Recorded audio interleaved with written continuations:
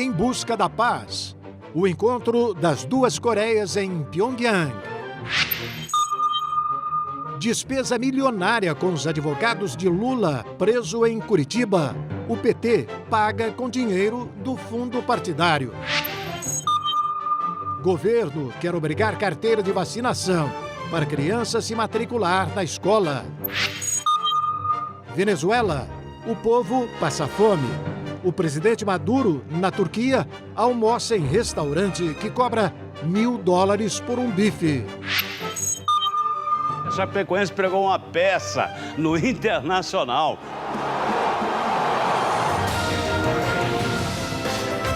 Começa agora RB Notícias, com Hermano Hennig e Camila Smith.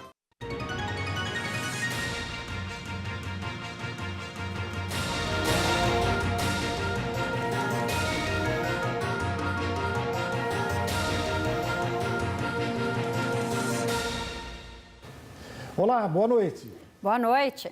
Pois é, corrupção no Ministério do Trabalho. O advogado Tiago Cedrais, filho do ministro do Tribunal de Contas da União, Haroldo Cedrais, foi alvo de uma operação da Polícia Federal hoje de manhã. Ele não foi preso, mas está sendo investigado por desvio de recursos de contribuições sindicais.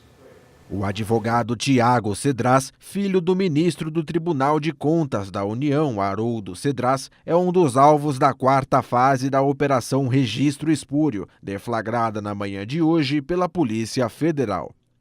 A operação foi autorizada pelo Supremo Tribunal Federal e investiga supostos desvios da Conta Especial Emprego e Salário, a CES, administrada pelo Ministério do Trabalho. Segundo as investigações, os desvios chegam a R$9 milhões.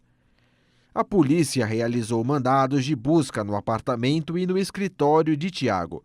O sócio dele, Bruno de Carvalho Galiano, é alvo de mandado de prisão temporária. A Polícia Federal chegou a pedir a prisão de Tiago, mas o STF negou. Ele é investigado pelos supostos crimes de peculato e corrupção ativa. Além de Tiago, a operação também teve como alvos o chefe de gabinete do deputado Paulinho da Força, Marcelo de Lima Cavalcante, e o presidente da Federação Nacional dos Trabalhadores Seletistas nas Cooperativas do Brasil, Mauri Viana Pereira. Os dois foram presos preventivamente.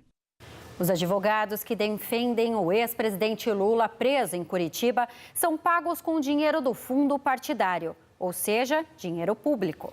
Segundo o Tribunal Superior Eleitoral, o valor gasto com escritório Teixeira Martins Advogados nos processos da Lava Jato foi de R$1.500.000. O Tribunal Superior Eleitoral declarou que o PT recebeu R$20.598.000 para utilizar na campanha do ex-presidente Lula. No entanto, 20 milhões desta arrecadação vieram via fundo partidário. O dinheiro do fundo é retirado dos cofres públicos e distribuído aos comitês dos partidos que repassam aos seus candidatos. O problema, segundo o TSE, é que o partido gastou R$1.500.000 do fundo partidário com pagamentos a advogados que defendem o ex-presidente. O valor destinado ao escritório Teixeira Martins Advogados foi justificado pelo partido como prestação de consultoria jurídica sobre o processo eleitoral.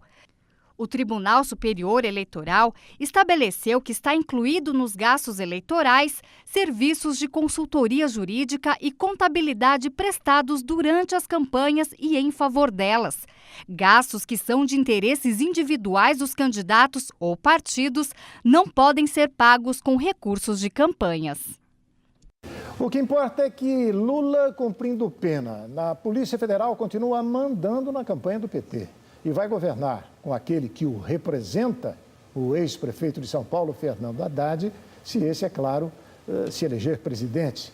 E eu gostaria de dizer que houve época no Brasil, e isso aconteceu principalmente nas pequenas cidades. Um político bastante conhecido, com bastante prestígio, não podendo se candidatar a prefeito por problemas na justiça, lançava sempre a mulher ou um parente próximo no lugar dele. E assim continuava mandando na prefeitura, no caso.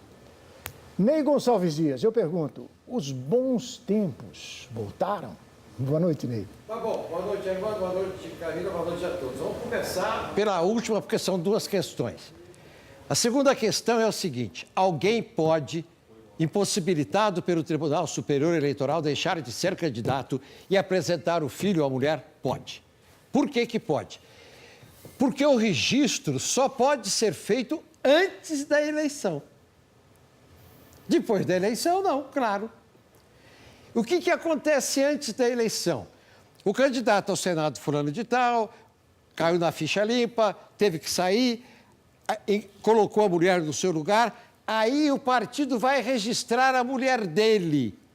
E o Superior Tribunal Eleitoral vai dizer se aceita ou não aquele registro, por causa dos prazos estabelecidos. Agora, a história está cheia, irmão. O Juan Carlos Perón, que casado com a Evita, nunca colocou a Evita na política, mas ela tornou-se o grande símbolo do povo argentino. Mas a segunda mulher dele, Isabelita, que morava na Espanha, quando ele foi deposto, ele mandou a Isabelita voltar para a Argentina. Ela tomou posse.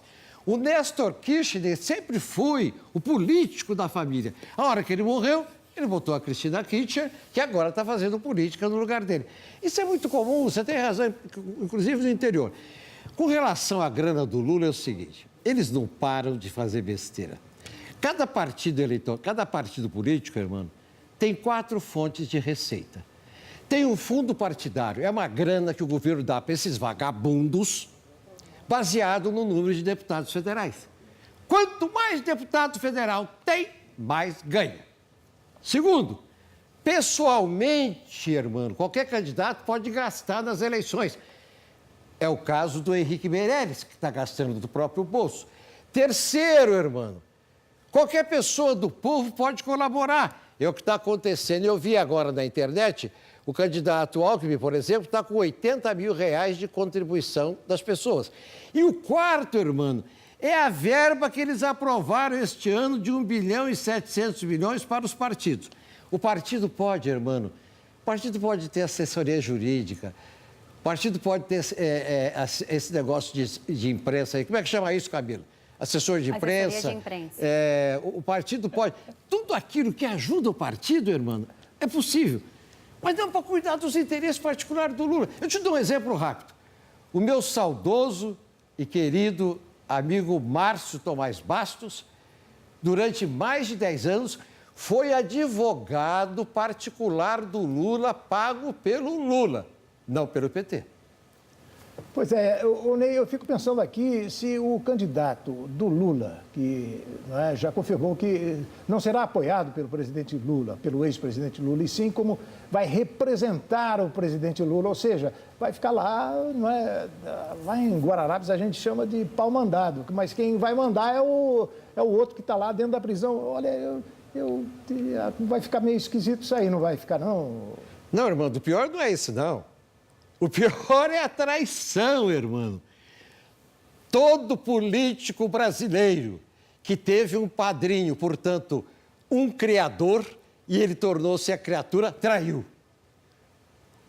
Em 1940, irmão, Lucas Nogueira Garcês, engenheiro da Politécnica, o Adhemar lançou, ele traiu o Adhemar. O Quercia lançou, o governador Fleury, brigaram. Na história do Brasil está repleto disso. O sujeito tem um padrinho, porque o sujeito, irmão, vai se cansando. Eu sou poste, a autoestima do cara vai pro beleléu. Eu não mando nada aqui. Eu sou um pau mandado, um dia ele acorda e trai. Mas nesse caso aí não vai ser só padrinho, não é? Ele vai ser o dono do lugar. Mas é isso aí. Boa noite, Ney. Obrigado. Destaque internacional. O presidente da Coreia do Sul, Moon Jae-in, chegou hoje a Pyongyang, na Coreia do Norte, para a terceira cúpula com o ditador norte-coreano Kim Jong-un. Centenas de pessoas foram ao aeroporto internacional de Pyongyang para receber o presidente sul-coreano Moon Jae-in. O líder da Coreia do Norte, Kim Jong-un, recebeu pessoalmente seu convidado.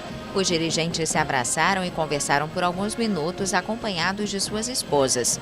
Moon, cujos pais fugiram do norte durante a Guerra da Coreia, passará 3 dias no país.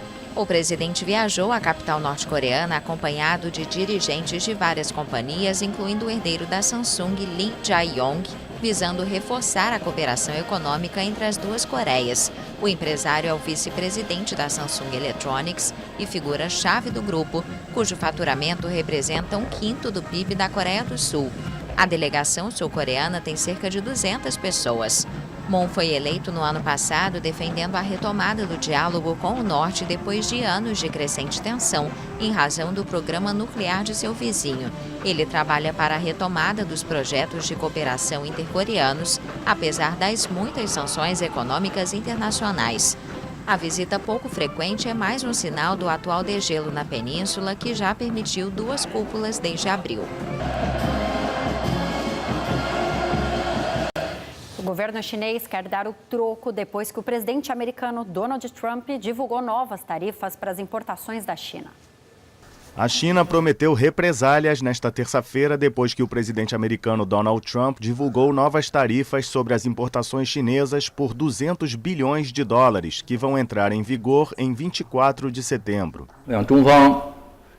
A China repetiu em várias ocasiões que discussões como essa devem ocorrer tendo como base a igualdade, a boa-fé e um respeito mútuo. É a única maneira de resolver os problemas econômicos e de comércio sino-americanos. Mas, por enquanto, as ações adotadas pelos Estados Unidos não demonstraram sinceridade nem boa vontade.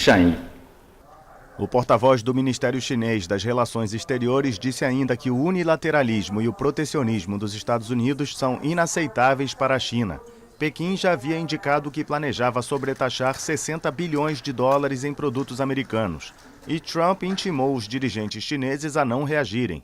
O presidente americano ameaçou dar início ao que chamou de fase 3, com tarifas em aproximadamente 267 bilhões de dólares de importações adicionais. Trump alega que a China se negou a mudar práticas comerciais injustas que prejudicam as empresas americanas e seus trabalhadores.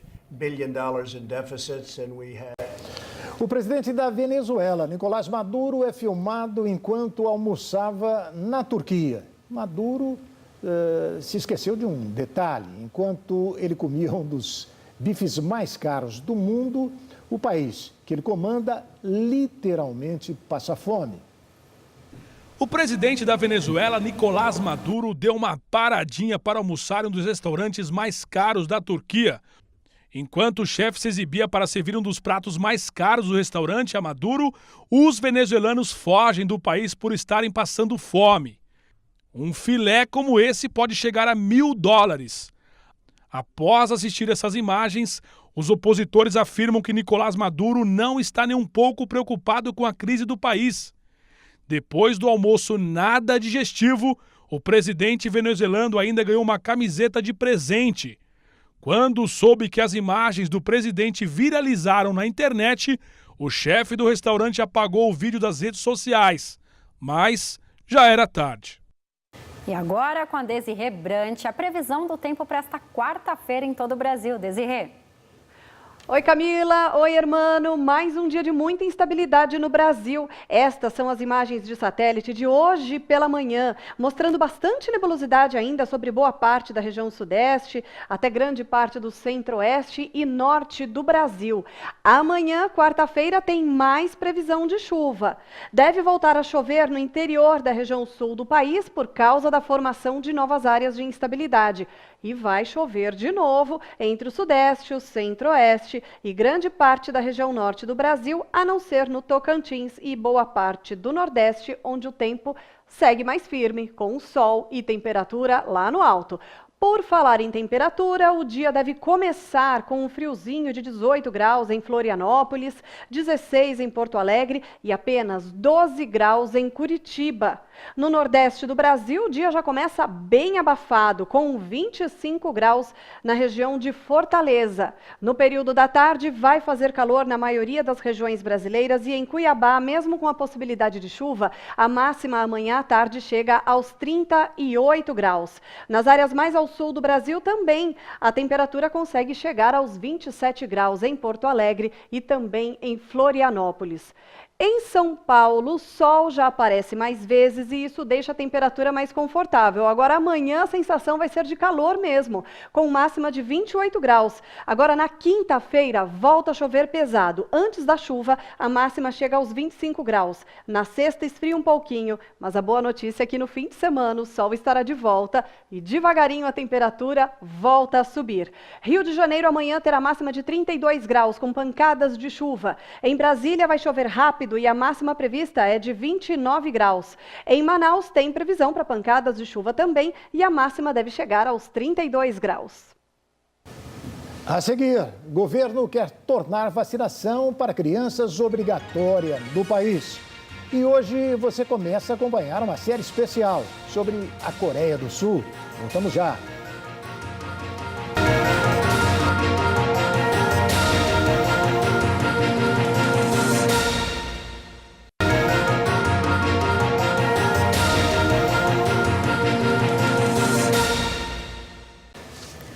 O governo está preocupado com a pouca adesão às campanhas de vacinação e, por isso, quer tomar uma medida radical. O governo está estudando algumas propostas para tornar a vacinação obrigatória no país. A afirmação é de Carla Domingues, coordenadora do Programa Nacional de Imunizações do Ministério da Saúde. Segundo Carla, uma das alternativas seria a parceria com o Ministério da Educação para transformar a carteirinha de vacinação em pré-requisito para matricular crianças na escola. Muitas escolas, principalmente as particulares, já pedem a carteirinha na matrícula, mas hoje não é uma obrigação. O governo teve dificuldades em atingir a meta nacional de imunização contra o sarampo na última campanha de vacinação, que teve que ser prorrogada 2 vezes para chegar ao objetivo de 95% de imunização. A obrigatoriedade da vacina é polêmica, enquanto alguns especialistas defendem que ela deve diminuir o número de casos de doenças, outros afirmam que obrigar um cidadão a tomar vacina é inconstitucional. As sociedades médicas devem se manifestar sobre a medida nos próximos dias. E não é só o governo não, hein? Tem muita gente preocupada com a questão da vacinação no país, não é não, Ney? Começou, irmã, no começo do século passado, com Oswaldo Cruz, no Rio de Janeiro, teve até revolução, porque os imbecis, idiotas brasileiros ignorantes não queriam tomar a vacina contra a febre amarela. Hoje, irmão, tem um livro em todas as livrarias de São Paulo de um médico francês que mora nos Estados Unidos, que teve câncer e se curou e que é contra a vacina. Então, o jeito de ler o livro é um idiota, não entende nada e põe na internet. Irmão, 42 crianças que não tomaram a vacina este ano morreram. Obrigada, Ney. Entrou em vigor hoje no Rio de Janeiro a lei do canudinho. A partir de agora, os canudos oferecidos em restaurantes, lanchonetes e quiosques devem ser recicláveis ou laváveis. Quem for pego servindo o canudinho não reciclável terá que pagar uma multa de R$ 1.650. Agora, se for flagrante, esse valor pode chegar a R$ 6.000. Futebol. O São Paulo agora é líder isolado na tabela de classificações do Brasileirão, graças a uma equipe do sul do país, não é não? Ok, mano, pois é, hein? A Chapecoense pregou uma peça no Internacional. Foi ontem, lá na Ilha Condá, em Chapecó. Você quer ver como é que foi? Olha aí. Pois é, mano, quem esperava um Inter dominante, né? Viu uma Chapecoense mais inspirada, que pressionou o adversário durante a maior parte do jogo. Mas o Inter fez primeiro. Potker arrancou em velocidade. Thierry deu o carrinho para tirar a bola. O goleiro Jandrei saiu do gol. E no encontro entre eles, o árbitro viu o pênalti. Nico Lopes cobrou, deslocou o goleiro, abriu o placar, Inter 1-0. Mas a Chape estava melhor. O empate era questão de tempo e saiu. 36. Eduardo foi acionado e cruzou na medida. Leandro Pereira aproveitou o cochilo da zaga. Subiu. Testou para as redes. 1-1. 32, segundo tempo, lance confuso, cruzamento, Leandro Pereira finalizou, acertou o braço do Cuesta. Primeiro o árbitro não marcou nada, mas depois, alertado pelo auxiliar da linha de fundo, deu pênalti e expulsou o Cuesta. Leandro Pereira cobrou no canto direito do goleiro Lomba, fez Chape 2-1. Aos 48 minutos, a arbitragem marcou pênalti de Barreto sobre Leandro Damião. Pênalti para o Inter. Ele mesmo, Damião, foi para a cobrança e parou na grande defesa de Jandrei, o herói da Chapecoense. Final, 2-1 Inter. O São Paulo segue líder com 50 pontos, o Internacional ficou com 49.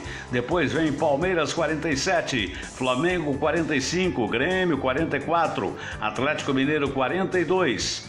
A Chapecoense saiu do rebaixamento, que tem agora Ceará 27, Vasco 25, Sport 24 e Paraná 16. A 26ª rodada só tem um jogo no sábado, o líder São Paulo contra o América Mineiro. No domingo, Grêmio e Ceará, Atlético Paranaense e o Lanterna Paraná.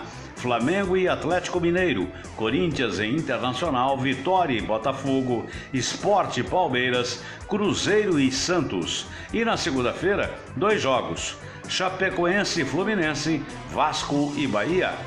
E irmão, a Copa Sul-Americana também tem jogo nesse meio de semana. Na quarta-feira, só um de brasileiros, Caracas e Atlético Paranaense. Na quinta-feira, tem Deportivo Cuenca, da Bolívia, contra o Fluminense, lá na Bolívia.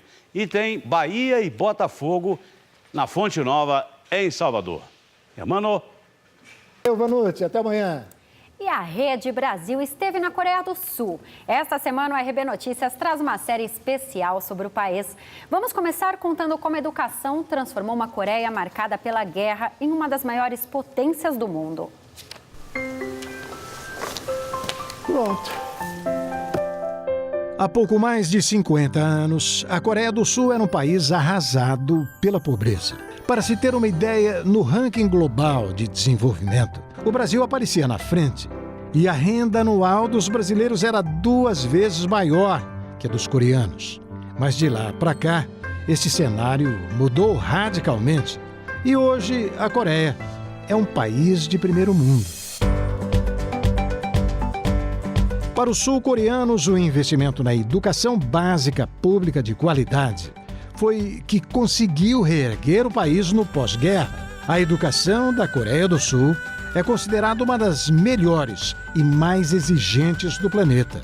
Além de 100% das crianças estarem na escola, os professores são extremamente respeitados e valorizados. Ganham altos salários e a profissão é digna de orgulho e prestígio.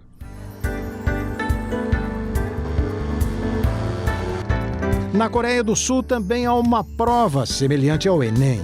Ela é tão importante que no dia do exame o país é paralisado por algumas horas. Nada de trânsito. Os escritórios e aeroportos fecham, tudo para evitar que o barulho atrapalhe os candidatos. Os carros de polícia até ajudam os estudantes atrasados a chegar ao local da prova.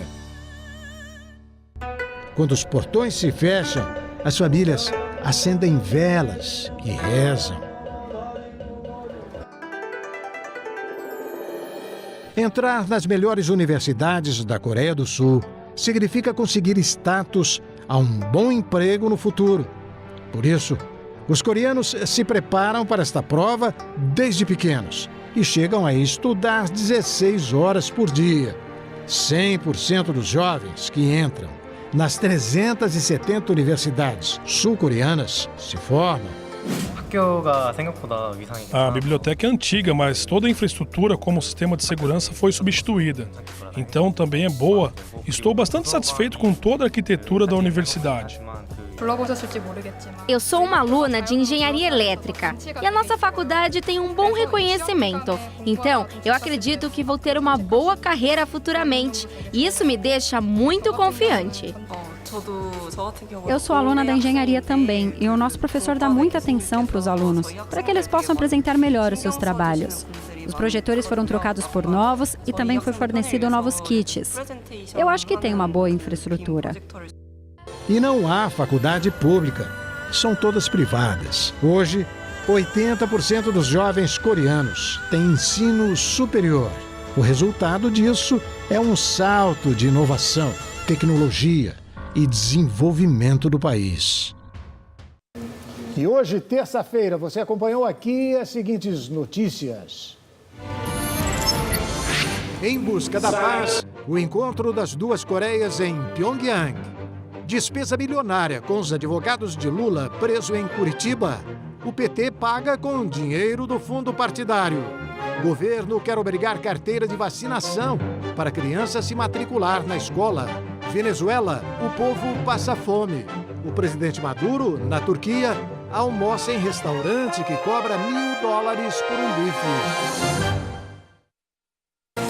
E o RB Notícias volta amanhã às 7 da noite. Boa noite e até lá.